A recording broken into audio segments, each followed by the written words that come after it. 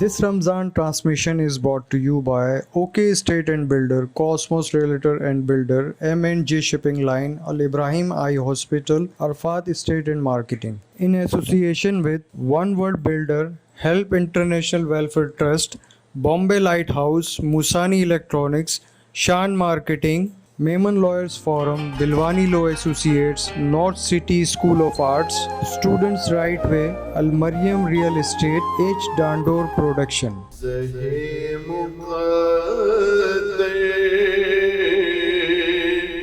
حضور حق سے سلام آیا، پیام آیا، جھکاؤ نظریں، بچھاؤ پلکیں، ادب کا مقام آیا، ذہن مقدر فضا میں سبحان اللہ کی صدا ظفر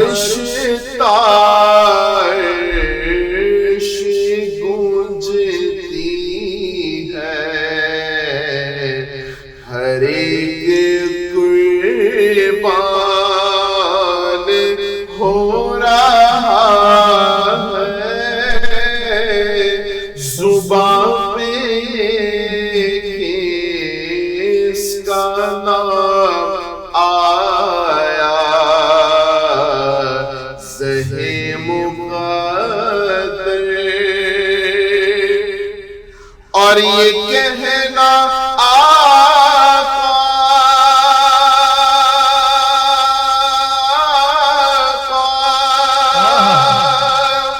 بہت سے عاشق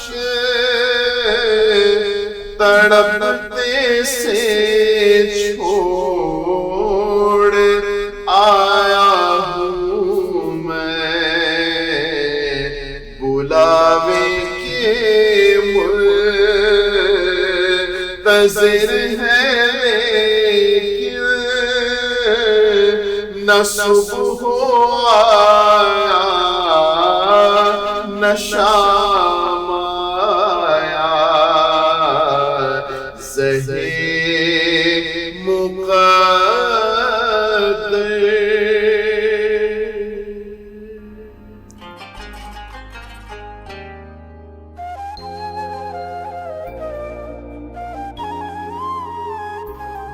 ماشاء اللہ۔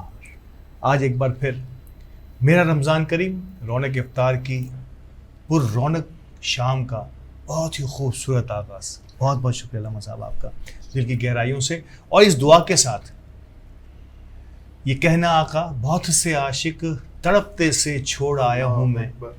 بلاوے کے منتظر ہیں لیکن نہ صبح آیا نہ شام آیا۔ اور یہ وہ گھڑیاں ہیں جب عازمین عمرہ بے پناہ دنیا بھر سے اللہ پاک یہ مبارک سفر ہم سب کے اور آپ سب کے حصے میں بھی لکھے، اور ہم اسی رمضان میں اس روزے کی جالیوں کو چومیں اور اس باب خانہ کعبہ کی طواف کریں۔ اس دعا کے ساتھ آغاز کرتے ہیں آج کے اس پروگرام کا، اور حسب معمول حسب دستور آج بھی ہمارے اس پروگرام میں مقتدر شخصیات موجود ہیں، نہ صرف برادری کی، میمن برادری کی، بلکہ وطن عزیز اور شہر کراچی کی میں اگر بات کروں تو ممتاز کاروباری اور سماجی شخصیت ہمارے ساتھ موجود ہیں۔ محترم افضال آڈیا صاحب، member executive committee Memon leadership forum. السلام علیکم سر۔ افضال صاحب کا میں ایک اور یقینی طور پہ تعارف کراؤں گا، یہ وہ انسانی خدمت ہے کہ آپ اگر میمن لیڈرشپ فورم کی اگر میں بات کروں تو آپ روزگار جیسے اہم ترین، جس پہ شاید سمجھتا ہوں کہ حکومتیں بھی سر جوڑ کے بیٹھی ہیں کہ کس طرح سے روزگار کے مسائل کو وطن عزیز کے حل کیا جائے، لیکن آپ کمیونٹی کی سطح پر اپنی دسترس پر رکھتے ہوئے کوشش کر رہے ہیں کہ روزگار کے مسائل کو حل کریں، اور وہ لوگ جنہیں روزگار کی تلاش ہے ان کو صحیح جگہ پر بھیجیں اور صحیح جگہ پر ان کو پن پوائنٹ کر سکیں. ساتھ ہی ساتھ جاب پورٹل اور جس طرح سے ایک ایسے پورٹل کی ہمارے پاس ضرورت پڑتی ہے ہمیشہ سے ضرورت پڑتی ہے کہ جن کو روزگار چاہیے اور جن کو ملازم چاہیے ان کو اس پورٹل کے لیے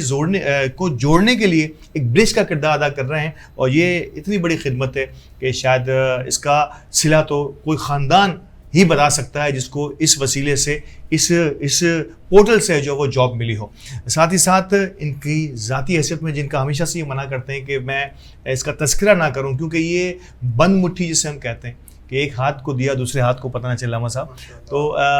پانی جیسی اہم ترین ضرورت, اور یہ میں بلوچستان کے دور افتادہ جو ہے پہاڑوں کی بات نہیں کر رہا, میں سندھ کے دور افتادہ ریگستانوں کی بات نہیں کر رہا, یہ میں بات کر رہا ہوں شہر کراچی کی. آج بھی ہمارے یہاں شہر کراچی میں ایسے کئی علاقے ہیں جہاں پہ پانی ناپید ہے, پانی کی لائنیں تک نہیں پہنچی علامہ صاحب. تو یہ اس کار خیر میں محترم افضال عالیہ صاحب ایک عرصے سے لگے ہیں اور کوشش کرتے ہیں کہ کمیونٹیز کے ایسی جگہوں پر جہاں پہ ان کو پن پوائنٹ کیا جائے وہاں جا کے وہ بورنگ جیسے اور صرف پانی مہیا نہیں کرتے, ان کی سیوریج کے لیے بھی سسٹم مہیا کرتے ہیں. اور اگر آپ سمجھیں کہ کوئی ایک سسٹم یا ایک پروجیکٹ لگے, یقینی طور پہ ہم بات کریں گے ان سے, تو 200 سے زائد خاندان اس سے بہرہ-مند ہوتے ہیں, سیریا ہوتے ہیں, اور ایسے کئی پروجیکٹس ہیں. تو میں اس پہ ضرور بات کروں گا. تو یہ تھا وہ مختصر سا تعارف محترم ہمارے مہمان افضال عالیہ صاحب کا.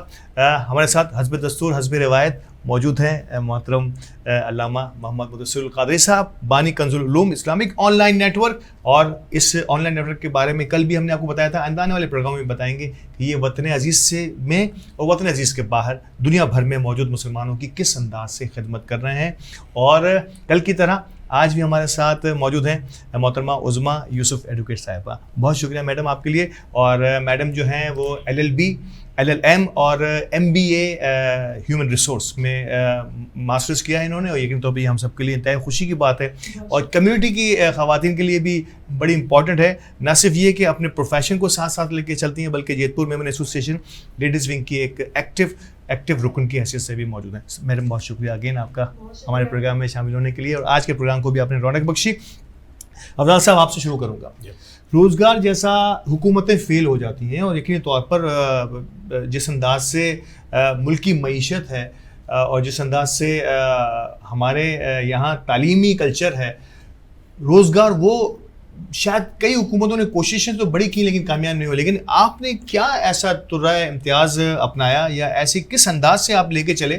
کہ شاید میں سمجھتا ہوں کہ کئی ایسے خاندان جو ہیں وہ آج بھی دعاؤں میں کے لیے ہاتھ اٹھاتے ہیں, تو MLF کو اور آپ کی ٹیم کی محنتوں کو یاد کرتے ہیں کہ آپ نے بہت کم عرصے میں ایک بڑے لیول پر جو ہے اس کو آرگنائز کرنے میں کامیاب ہوئے.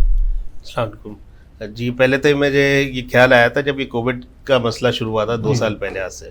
جب بے روزگاری بہت زیادہ بڑھتی جا رہی تھی. بالکل ہم خود بھی اپنے کاروبار سے مطلب بند کر کے گھروں میں بیٹھے تھے. بالکل. اور میں نے اڑوس پڑوس میں جتنے بھی جو لوگوں کو دیکھا کہ ان کے جابس جاری تھی, مہینہ 2 مہینہ تو انہوں نے برداشت کیا لوگوں نے, پھر ان کے بعد جو ہے نا فائر کرنا شروع کر دیا لوگوں کو. ایسا ہی. تو اس کے بعد مجھے ذہن میں آیا کہ کیوں نہ کوئی ایسا کام کیا جائے ان کے لیے کہ ان کے ایک روزگار کا ایک نیا ذریعہ شروع ہو. شروع میں تو ہم نے پہلے راشن کا انتظام کیا, پیکیجز دیے 1-2 مہینے, لیکن وہ لانگ ٹرم نہیں چل سکتا تھا, اور بندہ جو ہے راشن لے کے ایک وہ ہو جاتا ہے, عادی ہو جاتا ہے, یا اس کی سیلف رسپیکٹ بھی تھوڑی سی جو ہے نا متاثر ہوتی ہے. سفید پوش جو لوگ ہوتے ہیں نا وہ اس کو اچھا نہیں سمجھتے. پھر بھی میں نے پھر سوچتا رہا, پھر ہماری کمیٹی میں جیسے رحیم بھائی ہے, رحیم جانو صاحب ہے, ہمارے MLF کے گلوبل پریزیڈنٹ ہے, اور اختر عرفہ صاحب ہے جو پریزیڈنٹ ہے, ان سے مشاورت کے بعد ہم نے یہ سوچا کہ کیوں نہ ایک جاب پورٹل شروع کیا جائے. تب چھوٹے پیمانے پہ پہلے ہم نے شروع کیا, اور کمپنیز جتنی بھی تھی ملٹی نیشنل کمپنیز, ان سے بات چیت کی, ان کے جو HR کا آفیسز ہوتی ہیں ان سے بات کی, انہوں نے اپنی جو ریکوائرمنٹس بتائی, اس کے تحت ہم نے پھر جو ہے اپنے جاب پورٹل پہ وہ جابس پیش کی. پھر اس کے بعد کچھ ریکوائرمنٹس آئی, پھر ہم نے اس کی جو ہے ایڈورٹائزمنٹ کی سوشل میڈیا پہ بھی, لوگوں کو اویئرنیس دی, پھر لوگ اس پہ آنا شروع ہوئے. پھر ابھی آج یہ پوزیشن ہو گئی ہے, اللہ کا شکر ہے کہ ڈیلی کی 8 سے 10 جاب پوسٹ ہوتی ہے, بلکہ کبھی کبھار زیادہ بھی ہوتی ہے, 15 تک پہنچتی ہے. اور اب تک میرے اطلاعات کے مطابق 8 سے 10 ہزار لوگوں کو جابس مل چکی ہے, وہ بھی اچھی بڑی ملٹی نیشنل کمپنی. یہ تو جاب اور ملازمت یقینی طور پر یہ انتہائی اہم ترین نقطے کو, اور اس میں ایک بڑی اہم بات جو ذکر آپ نے آف کیمرہ بھی کیا کہ یہ صرف میمن کمیونٹی کے لیے نہیں ہے, یعنی کہ یہ بہت سارے لوگوں نے اس سے فائدہ اٹھایا. کیا یہ بات سچ ہے؟ یہ صحیح ہے, اس لیے کہ میمن نہیں بلکہ میں دیکھا زیادہ تر نان میمن کو زیادہ فائدہ ہوا ہے. اچھا, میں خیال سے 15% میمن نے اس کو فائدہ پہنچا ہوگا, لیکن نان میمن زیادہ اس پہ, مطلب 80% کے قریب جو ہے نا اس سے فائدہ جو اسے جمیع المسلمین نے, بلکہ کسی بھی رنگ و مسل مذہب سے تعلق رکھتا ہو اس نے اس جاب پورٹل سے فائدہ اٹھایا اور اپنے آپ کو ایک برسر روزگار کرنے میں مدد کی. ایک اور بڑا اہم ترین جو ہے نا کہ جاب تو اپنی جگہ ہے, آپ نے کمائی کا ذریعہ اپنے آپ کو صرف جاب کے حد تک محدود نہ رکھیں. پچھلے دنوں میں نے دیکھا کہ آپ نے موٹر سائیکل تقسیم ہوئی, ہمارے کمیونٹی کے بہت سارے نوجوانوں کو یہ موقع فراہم ہوا کہ وہ اپنے طور پر اپنے پیر پر کھڑا ہونے کے لیے اپنا کوئی چھوٹا موٹا بزنس شروع کریں. آج کل بہت سارے ایسے کام ہیں جہاں اگر موٹر سائیکل آپ کے پاس ہو, رکشہ آپ کے پاس ہو, کوئی بھی سواری ہو, تو آپ اپنے ہاتھوں سے کچھ نہ کچھ کمانے کے قابل ہو جاتے ہیں. اس سیگمنٹ کو بھی آپ لوگوں نے ریز کیا, تھوڑا سا اس کے بارے میں بتائیے. ہاں, یہ ہم نے ایک آئیڈیا آیا تھا ذہن میں کہ بہت سے لوگ جو ہے جن کو کنوینس کا پرابلم ہوتا ہے آفیسز پہنچنے کے لیے, یا ایک فوڈ پانڈا ایک جیسے سروس ہے, بائک یا سروس ہے, اس کے اندر بھی ایک بندہ جو ہے پورا ایک بائک کی وجہ سے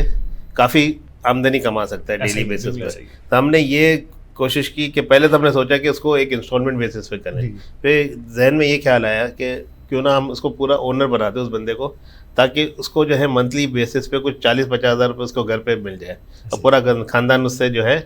مستفید ہو جائے. تو ہم نے یہ 2 اس کے اندر پروگرامس کیے تھے. ایک تو پھر ایک لفٹر پہ ہم نے پروجیکٹ کے اندر ایک پروگرام کیا تھا ڈسٹریبیوشن کا, پھر ابھی حال ہی میں لاسٹ منتھ ہم نے ایک گورنر ہاؤس میں پروگرام کیا تھا ڈسٹریبیوشن کا. اب تک ہم نے 150 بائکس ڈسٹریبیوٹ کر چکے ہیں,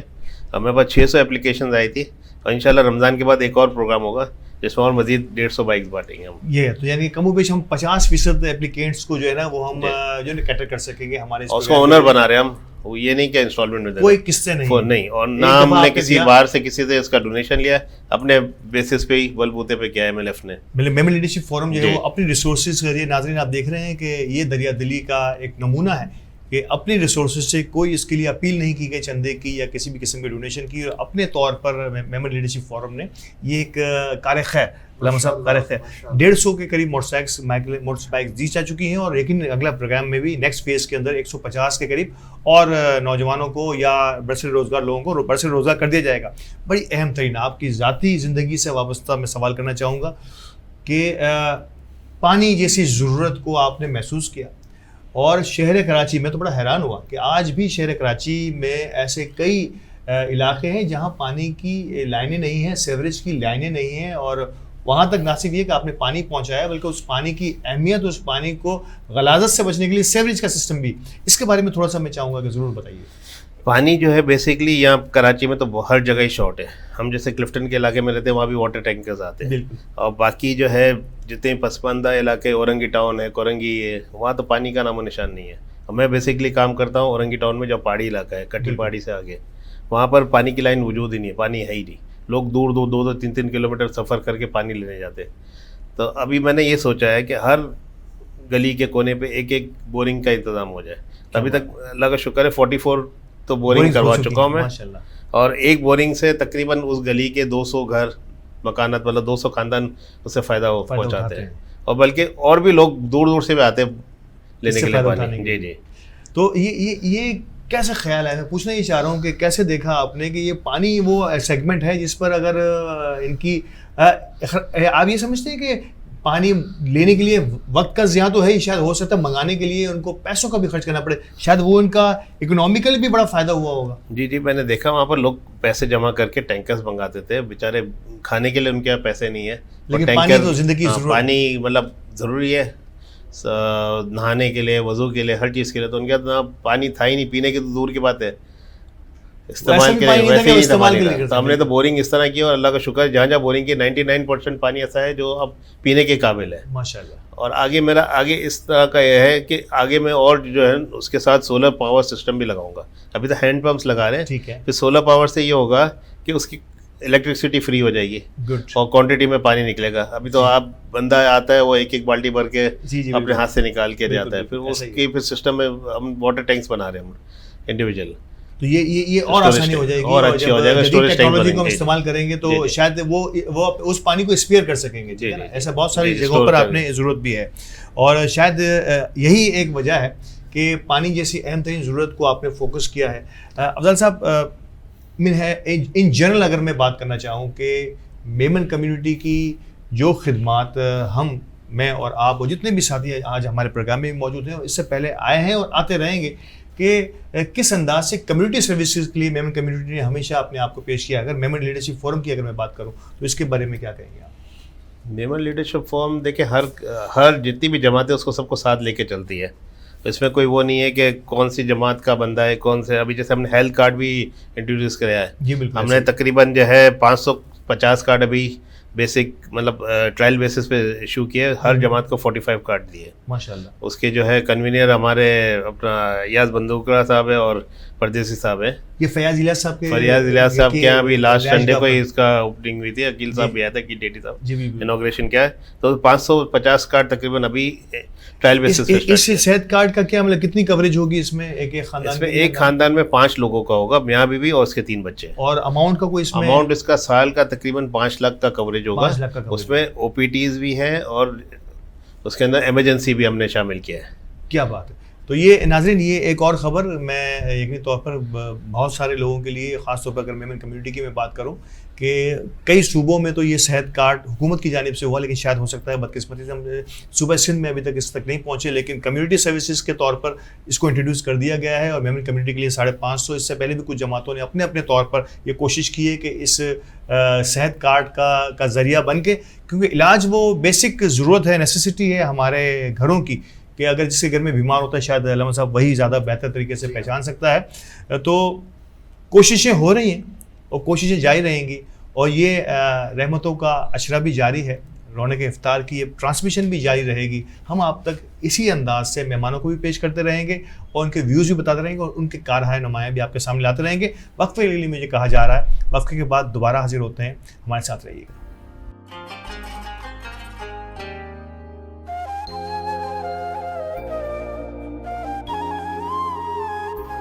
This Ramzan transmission is brought to you by OK Estate and Builder, Cosmos Realtor and Builder, M&J Shipping Line, Al Ibrahim Eye Hospital, Arfat Estate and Marketing. In association with One World Builder, Help International Welfare Trust, Bombay Lighthouse, Musani Electronics, Shan Marketing, Maiman Lawyers Forum, Bilwani Law Associates, North City School of Arts, Students Right Way, Al Mariam Real Estate, H. Dandor Production.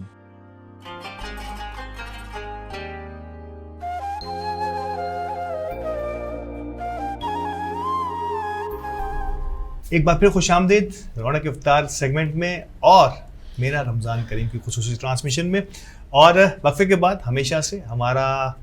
پہلا نقطہ اور پہلا سوال یہ ہوتا ہے کہ ہم حقوق العباد کے ایک سلسلے کو لے کے آگے بڑھ رہے ہیں. ہم نے پہلے پروگرام میں والدین پر بات کی, ہم نے بہن بھائیوں کے حقوق کے حوالے سے بات کی. آج ہم ایک انتہائی سنجیدہ اور ٹچی سبجیکٹ کی طرف آئیں گے, یعنی کہ میاں بیوی حقوق زوجیت کی طرف بات ہوگی. اور علامہ صاحب سے میں آغاز کروں گا.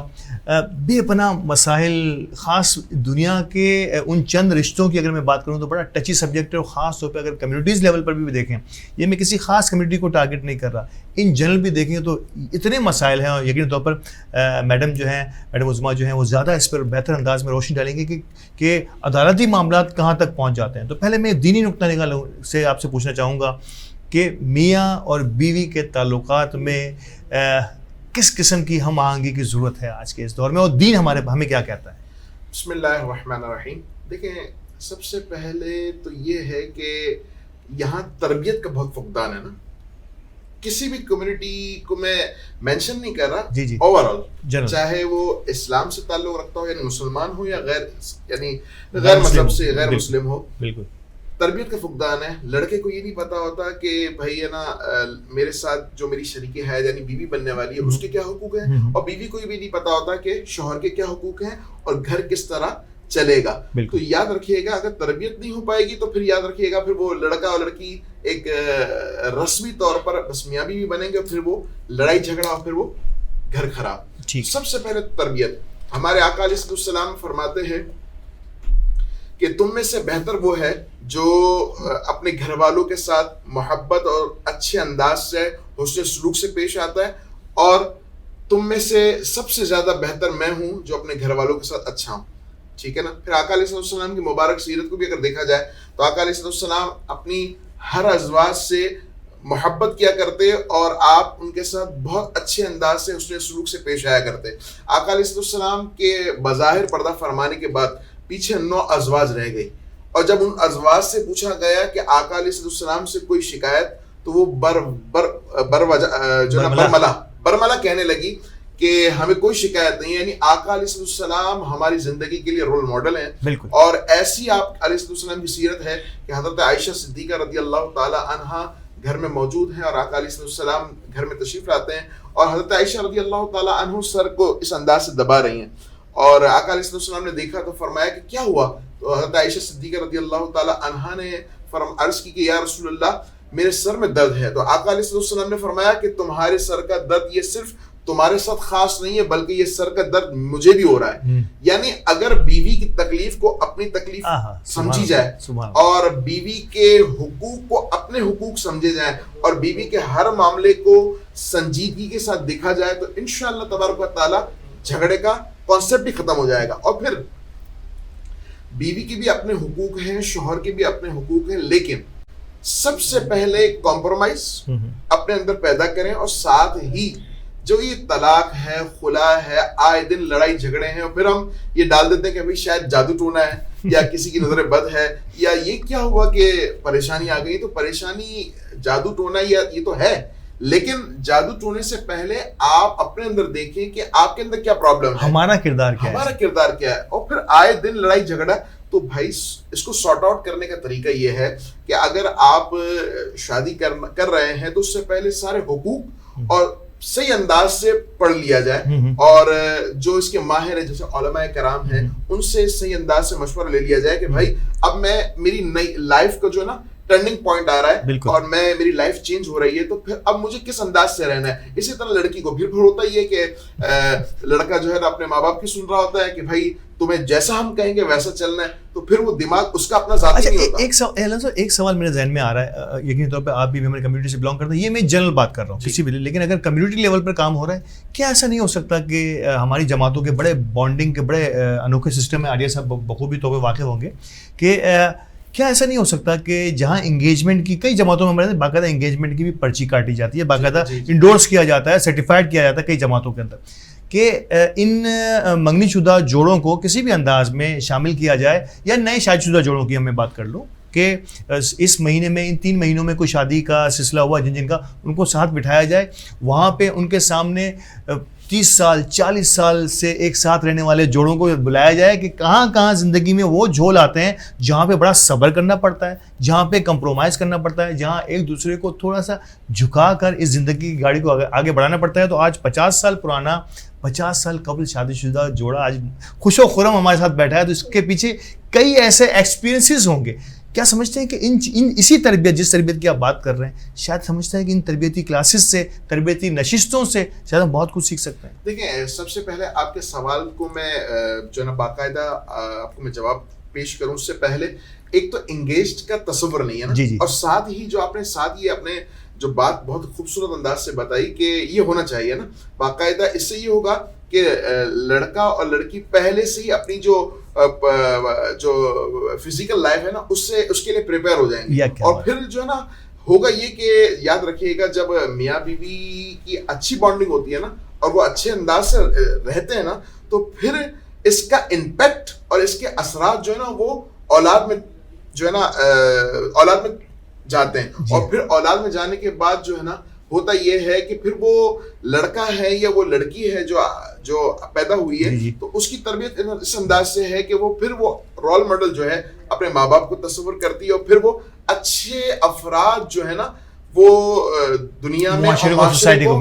ملتے ہیں. تو یہ تو ہونا چاہیے. اسی کے ساتھ وہی پہلی والی بات کہ سیرت آقا علیہ السلام کی سیرت کو مکمل پڑھ لیں کہ حضرت خدیجہ رضی اللہ تعالی عنہا کے ساتھ کیا, حالانکہ وہ عمر میں بڑی ہیں لیکن وہ کتنا خوبصورت ریلیشن. میں آپ کو ایک واقعہ پیش کروں آقا علیہ السلام کی سیرت سے متعلق کہ یہ ساری یوں سمجھیں کہ اگر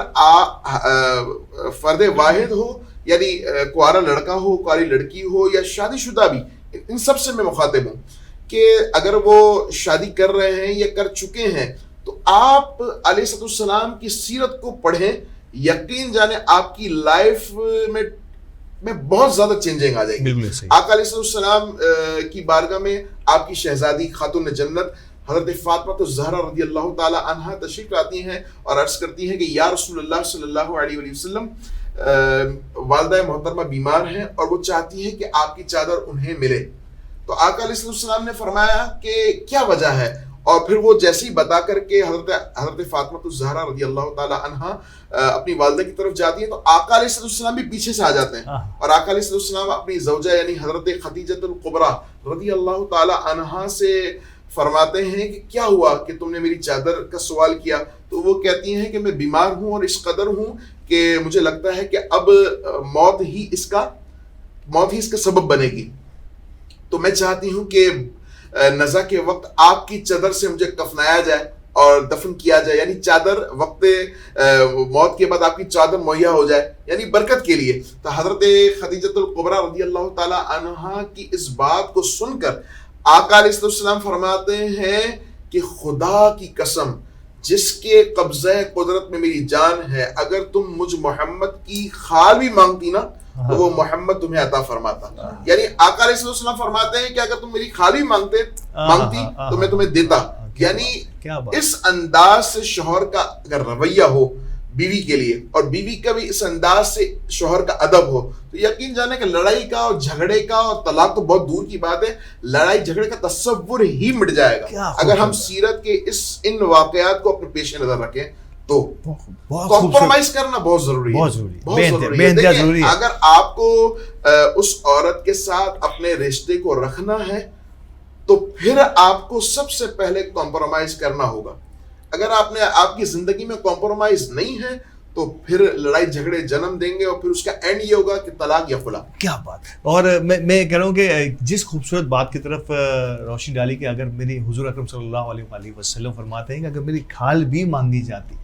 یہ ہے رحمت للعالمین کا وہ کانسیپٹ, شاید ہم دنیا کو بتا ہی نہیں پائے اب تک یہ, اور جنہوں نے خاکے بنائے, جنہوں نے گستاخیاں کی, اگر ان تک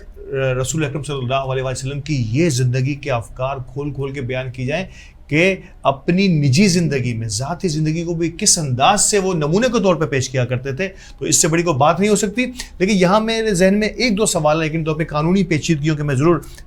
میڈم عظمیٰ کی طرف لے کے جاؤں گا کہ میڈم یہ دیکھا گیا ہے روزمرہ کے معاملات میں بھی, یقینی طور پر آپ کے اور ہمارے سامنے روزمرہ کے معاملات میں بھی یہ چیزیں سامنے آئی ہیں کہ عدالتوں میں بھی آج کل خلا, طلاق, نان نفقہ اور اس قسم یعنی کہ میاں بیوی کے جو پرسنل کلیشز جو ہیں نا وہ عدالتوں کی زینت بن جاتے ہیں اور وہ مجبوراً عدالتوں کا دروازہ کھٹکھٹانا پڑتا ہے. پہلے تو یہ دیکھیے, پہلے تو مجھے یہ بتائیے کہ آج کل کی کیا سچویشن ہے عدالتوں میں اس قسم کے کیسز کی, کیونکہ آپ فیملی اور سول کیسز کو بخوبی دیکھتی ہیں اور آپ کی کمانڈ ہے اس میں. بہت شکریہ سب سے پہلے آپ کا کہ آپ نے مجھے یہاں بلایا اور اپنی ٹرانسمیشن کا حصہ بنایا. بہت شکریہ. اور آپ کا پروگرام ماشاءاللہ اللہ کرے کہ پورے رمضان میں بہت اچھی طرح چلتا رہے. اور آپ کے دو سوال ہیں یہاں پر, ایک تو موجودہ حالات کے مطابق آپ مجھے پوچھ رہے ہیں, اس میں آپ کو سب سے پہلے موجودہ حالات کا حوالہ دیتے ہوئے بتاؤں گی, چونکہ ہم پورا معاشرہ 2 سال سے کووڈ کی زد میں موجود ہیں اور اس میں گھروں پر رہ کے معاشی مسائل کے ساتھ ساتھ گھریلو تنازعات نے بھی جنم لیا, اور اس میں میاں بیوی کسی بھی خاندان کی اکائی ہوتی جو ایک ساتھ باہم مل کے اس خاندان کو آگے بڑھاتے ہیں اور وہیں سے معاشرہ جنم لینا. چونکہ بے روزگاری سب سے پہلا مسئلہ تھا جو کہ کووڈ کے میں عالمی طور پہ موجود ہوا اور سب نے اس سے نمٹا بھی بہت زیادہ. اس میں جب ذہنی ہم آہنگی اور گھر پہ رہ کے مرد حضرات ایک تناؤ کا شکار ہوئے, کیونکہ ذریعہ معاش تقریباً ناپید ہوتا جا رہا تھا, 2-3 ماہ بعد ہر خاندان اسی سے مسائل کا دوچار ہوتا رہا. بالکل. تو عدالت میں ہم نے پچھلے 2 سالوں میں بہت زیادہ ہائی ریشو دیکھا کہ وہ گھریلو تنازع جو ہے وہ طلاق اور خلا کی طرف یا مینٹیننس یا نان نفقہ کے کیسوں کی طرف بڑھ گیا. کچھ خاندان کے گھریلو مسائل بچوں کی طرف بھی چلے گئے, جس میں جو ہے وہ بچوں کی کسٹڈی کے حوالے سے مسائل کریے ہوئے, کیونکہ دونوں میاں بیوی میں جب لڑائی ہوتی ہے تو ہر پارٹی یہ چاہتی ہے کہ بچہ اس کی طرف چلا جائے. ماں چاہتی ہے ماں ہونے کے ناطے کہ بچہ وہ لے لے, والد چاہتا ہے کہ چونکہ میں والد ہوں اور میں ولی کا حق بھی رکھتا ہوں بچہ میں لے لوں. اس صورت میں نے نابالغ بچوں کو بہت پستے ہوئے دیکھا ہے، کیونکہ والدہ کی شفقت سے محروم ہو جانا وہ بچوں کے لیے بہت ہی زیادہ تکلیف دہ مرحلہ ہوتا ہے. بالکل اور صحیح ہے. والد چونکہ اس کا نان نفقے کا تمام تر ذمہ دار ہوتا ہے، وہ اپنی اس ذمہ داری کو بھول کر صرف والدہ کا چلے جانا روٹ کر یا کسی بھی گھریلو جھگڑے کی وجہ سے وہ اس صورت میں عدالت کے دروازے کھٹکھٹاتے ہیں. کب سب سے زیادہ میڈم کس قسم کے سوالات، مطلب اگر میں چاہوں کہ سب سے زیادہ کون سا مسئلہ ایسا ہوتا ہے جس میں خود وکیل کے لیے بھی بڑا مشکل کام ہوتا ہے کہ اس معاملے کو کیسے دیکھا جائے؟ کون سا مسئلہ ایسا ہے جو سب سے زیادہ آپ کے سامنے رونما ہوتا ہے، کمیونٹیز کی سطح پر دیکھیں یا عدالتی کی سطح پر دیکھیں؟ میں اس معاملے میں یہاں آپ سے ایک بات عرض کروں گی. ہماری جو الحمدللہ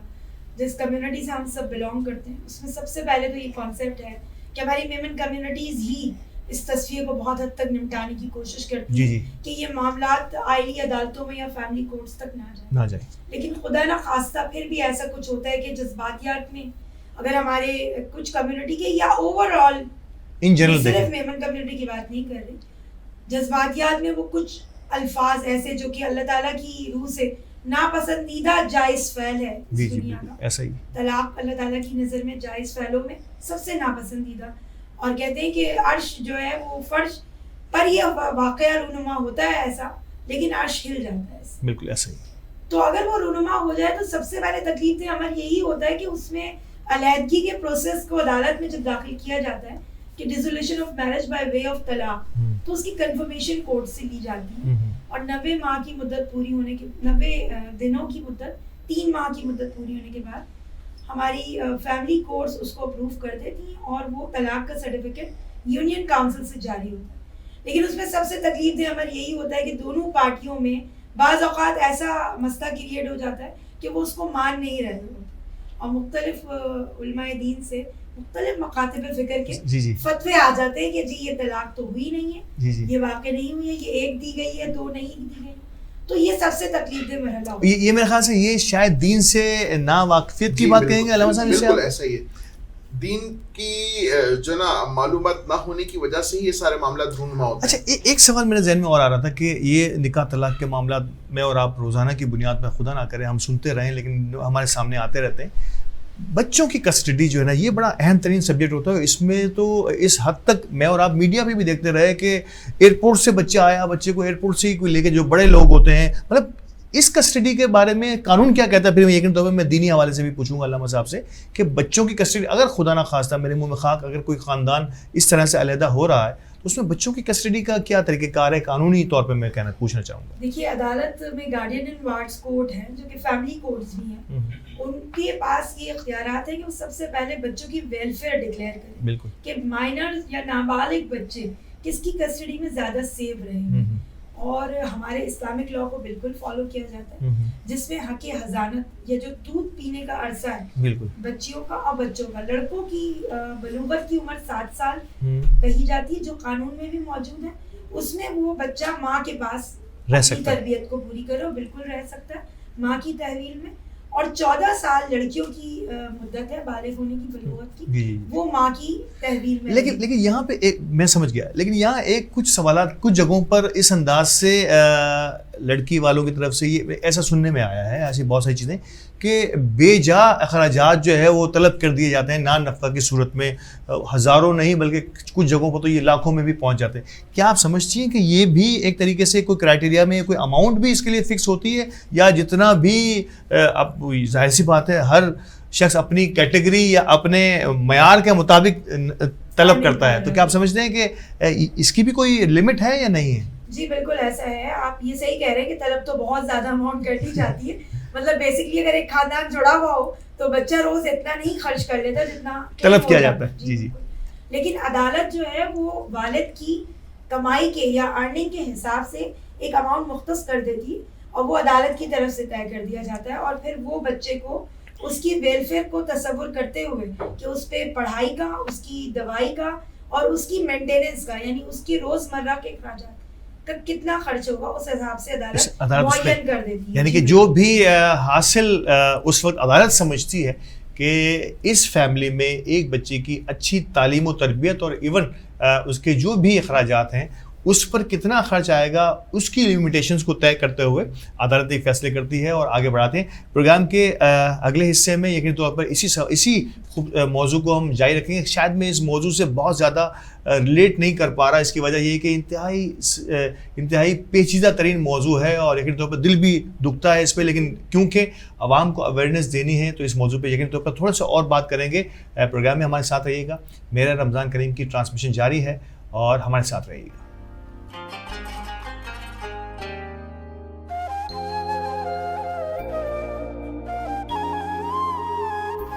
This Ramzan transmission is brought to you by OK Estate and Builder, Cosmos Realtor and Builder, M&J Shipping Line, Al Ibrahim Eye Hospital, Arfat Estate and Marketing. In association with One World Builder, Help International Welfare Trust, Bombay Lighthouse, Musani Electronics, Shan Marketing, Maiman Lawyers Forum, Bilwani Law Associates, North City School of Arts, Students Right Way, Al Mariam Real Estate, H. Dandor Production.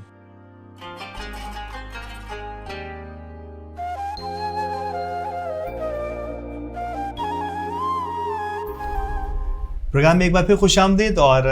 رونق افطار اور میرا رمضان کریم کی یہ transmission اپنے آپ و تاب سے جاری ہے ہمارے معزز مہمانان گرامی کے ہمراہ, اور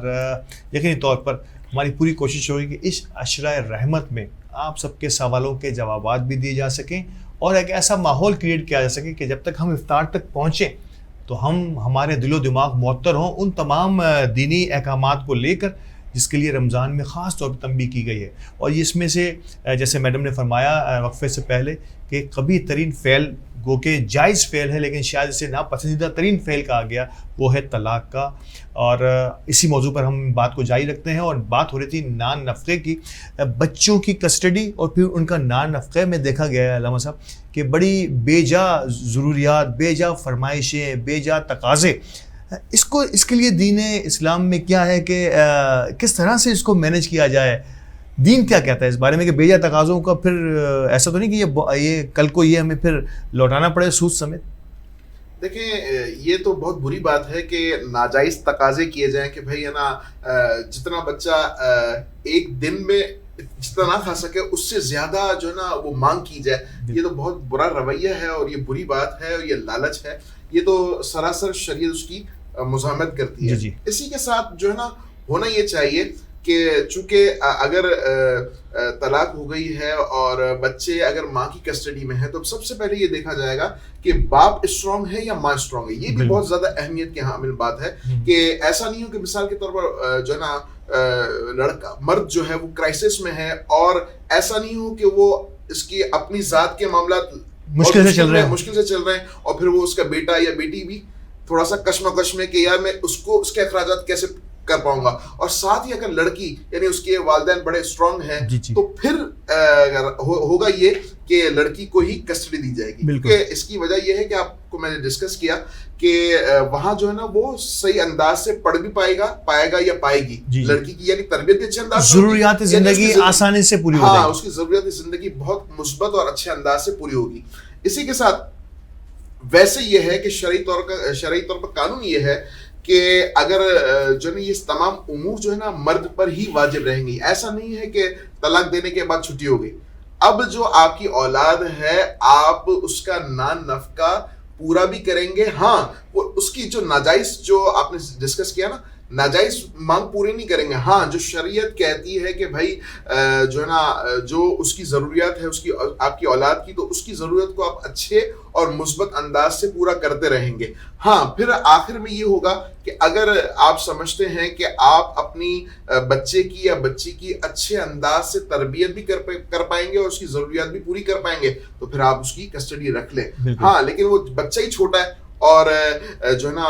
ماں کا دودھ کے حوالے سے وہ چونکہ محتاج ہے یعنی ماں کی ضرورت ہے اسے, تو پھر ہوگا یہ کہ شریعت کہتی ہے کہ بھائی آپ ہے نا دودھ پلانے تک اس کو جو ہے نا اپنے پاس رکھیں اور جو ہے نا کیا نام ہے اس پروسیس کو گزار لینے کے بعد بھی دیکھا جائے گا کہ چونکہ اب بھی ماں کی دودھ پلانے کے پروسیس کے بعد بھی جو عمر ہوتی ہے اس پہ بھی بچے کو عموماً بچہ ہو یا بچی کو عمومی طور پر ماں کی ضرورت ہوتی ہے. تو پھر ہوگا یہ کہ مرد جو ہے وہ باقاعدہ اس کے معاملات کو اخراجات کو اٹھاتا رہے گا. پھر جو میڈم صاحبہ نے عمر دریافت کی تو شریعت کہتی ہے کہ بلوغت کی جو عمر ہے نا لڑکی کی وہ 9 سے 12 تک کی ہے، اور 12 کے بعد بھی اگر اظہار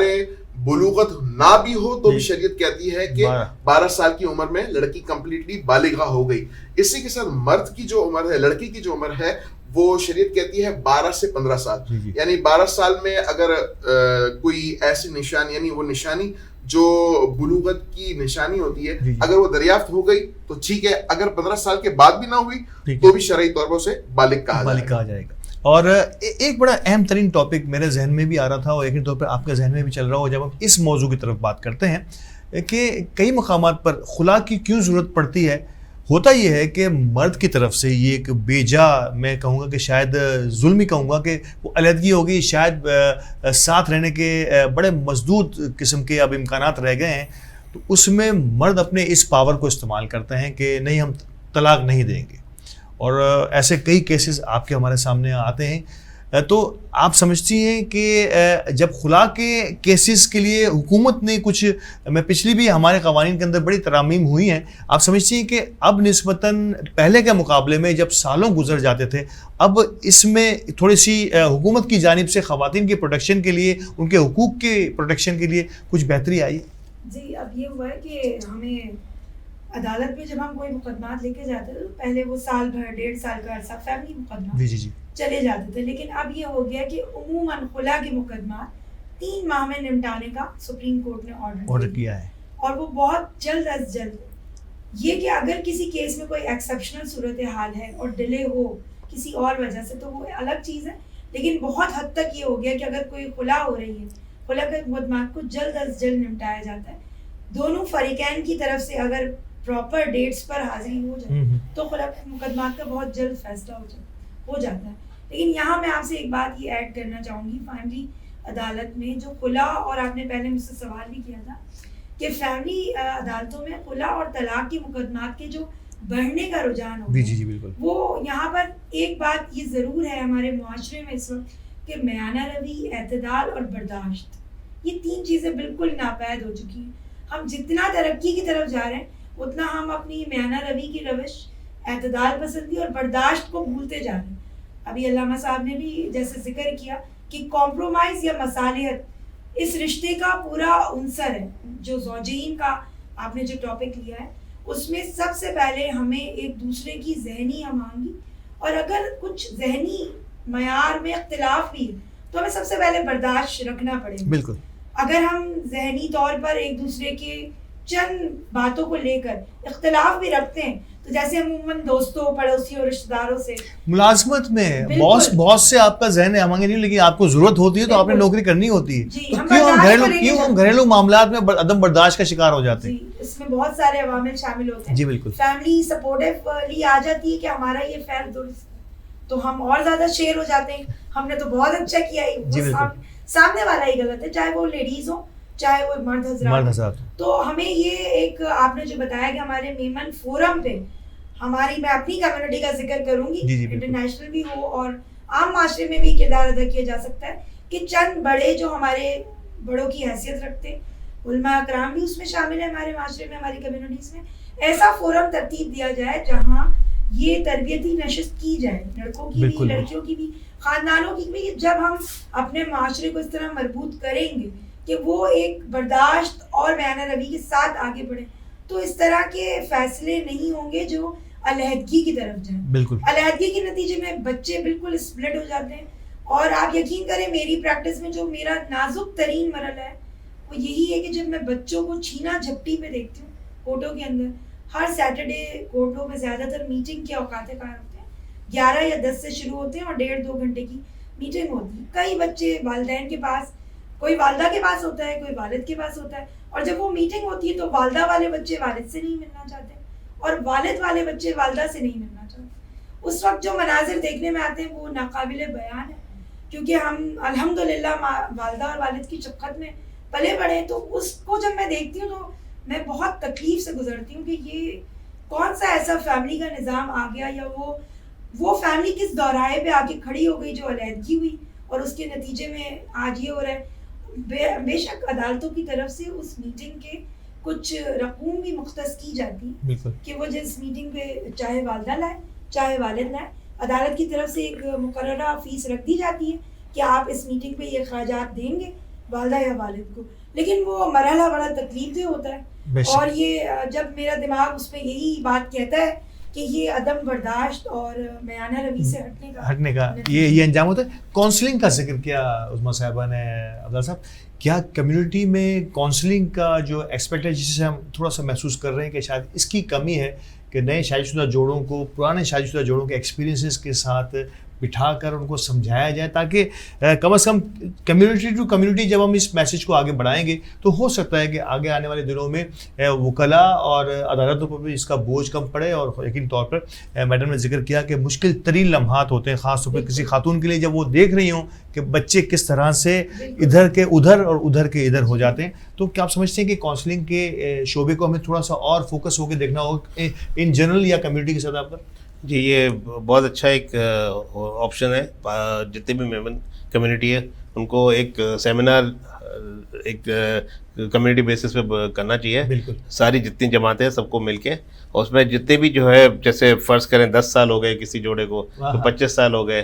اور زیادہ بھی ہے 30 سال 35 سال، ان کو بھی سامنے پینل میں رکھنا چاہیے، اور نئے شادی شدہ جوڑوں کو بھی سامنے رکھنا چاہیے پینل میں، اور ان سے آپس میں کراس کوشچننگ ہونی چاہیے، ڈسکشن ہونا چاہیے، تاکہ ان کو پتہ چلے کہ آگے انہوں نے جو لائف گزاری ہے اور کیا کیا ان کو اپس اینڈ ڈاؤنز آئے ان کے لائف کے اندر، اور کس طرح انہوں نے جو ہے کمپرومائز کیا، کس طرح انہوں نے اپنی لائف کو چلایا، بچوں کو کس طرح ٹریننگ دی. اس لیے کہ طلاق جو ہے اچھا فیل نہیں ہے بالکل ایسا ہی اسلام کے اندر. اس سے جو ہے بچوں کو زیادہ فرق پڑتا ہے، بچوں کی لائف اور سب سے زیادہ افیکٹ جو ہے اس سے بچے ہو جاتے ہیں. جی یقینی طور پر. اور ایک بات اور بھی میں ساتھ ہی اسی موضوع کے مطابق لانا چاہتا ہوں. ایک تو میں نے پہلے ڈسکس کیا کہ میرڈ لائف تباہ و برباد کیوں ہوتی ہے، کہ ایک تو تربیت کا فقدان، جی ساتھ ہی اس بات کو ہم بھول جاتے ہیں، چونکہ یہ ایک تربیت کا ہی ایک پارٹ ہے کہ ایک جگہ پر جو ہے نکاح جو ہے نا فرض ہے، جی اور ایک جگہ پر نکاح جو ہے نا ناجائز و حرام ہے. ناجائز و حرام والی کنڈیشن کو ہم ڈسکس کر لیتے ہیں کہ ایک تو دیکھیں مسئلہ یہ ہے کہ نکاح اور شادی شدہ لائف تباہ و برباد کیوں ہوتی ہے. جس طرح میں نے ڈسکس کیا نا کہ تربیت کا فقدان، ساتھ ہی اس وجہ سے تباہ و برباد ہوتی ہے کہ لڑکا جو ہے نا اپنی نجی زندگی میں اس پرسنل حق کو دینے پر قادر نہیں ہوتا، ایک بات، اور دوسرا یا تو قادر تو ہے لیکن دوسرا یہ کہ نام نفقہ اٹھانے کے قابل نہیں ہوتا. تو یہ جو لڑائی کا جو سب سے بڑا جو اہم مسئلہ پیدا ہوتا ہے نا وہ اسی وجہ سے ہوتا ہے معاشی طور پر. جی ہاں، معاشی طور پر آپ اس قابل ہی نہیں ہے. لڑکے نے شادی کر لی اور اس کے بیک گراؤنڈ پہ کہا گیا والدین نے، لڑکے کے والدین نے کہ ہم بیٹھے ہوئے آپ کو مسئلہ نہیں ہے، اور پھر وہ اسی بات کو مان کر شادی کر لیتے ہیں. بعد میں راز پتہ چلتا ہے کہ بھائی لڑکا تو شرابی ہے یا لڑکا دیگر اور برے افعال میں گرفتار ہے، اور اس کا سارا پرسنل خرچہ بھی ماں باپ ہی اٹھاتے تھے یا والد صاحب ہی اٹھاتے تھے. اب شادی ہو گئی، جب یہ راز پتہ چلا کہ بھائی ہے نا لڑکے کے اوپر سے معاشیات کے اصول جو ہے وہ صحیح نہیں جی، اور لڑکے کے والد نے بھی کہا کہ بھائی اب تمہاری یہ مختلف جو عادتیں بری عادتیں ہیں اس میں تم اگر مستغرق رہو گے تو اب ہم تمہارا سپورٹ نہیں کریں گے. تو پھر لڑکی کا کیا قصور ہے؟ بالکل بھائی آپ کو پتا تھا کہ آپ کا بیٹا اس قابل ہے ہی نہیں کہ آپ اس کی شادی کر لیں، تو ایک تو گناہگار تو ہوئے لیکن ناجائز اور حرام فعل کے مرتکب بھی ہوئے، اور ایک زندگی تو تباہ ہوئی اور آنے والی زندگیاں بھی تباہ ہو گئی صرف اس ایک جھوٹ کی وجہ سے. اور ناظرین، یقینی طور پر پروگرام کا وقت بڑا مقید ہوتا ہے ہمارے پاس، اور ہماری پوری کوشش ہوتی ہے کہ اس مختصر سے وقت میں ہم زیادہ سے زیادہ نالج اور نصیحت آموز بیانات جو اور ایکسپیرینسز جو ہمارے مہمانوں کے ہوتے ہیں، جو ہمارے ایکسپرٹس کے ہوتے ہیں، وہ آپ سب کے سامنے پیش کر سکیں. لیکن انشاءاللہ آگے آنے والے دنوں میں جو بھی تشنیگی رہ جائے گی، اگر آپ بھی ہم سے کوئی سوال پوچھنا چاہیں اپنی نجی زندگی کے حوالے سے یا معاشرے میں پھیلی ہوئی ایسی بے شمار سوالات ہیں ہمارے سامنے، اگر آپ بھی پوچھنا چاہتے ہیں ضرور ہمیں لکھیے گا، اور ہم آنے والے پروگراموں میں یقینی طور پر آپ کے ان سوالات کا جواب دینے کی پوری کوشش کریں گے. اسی کے ساتھ ہی میرا رمضان کریم رونق افطار کی آج کی ٹرانسمیشن سے الوداع چاہیں گے. اللہ نگہبان.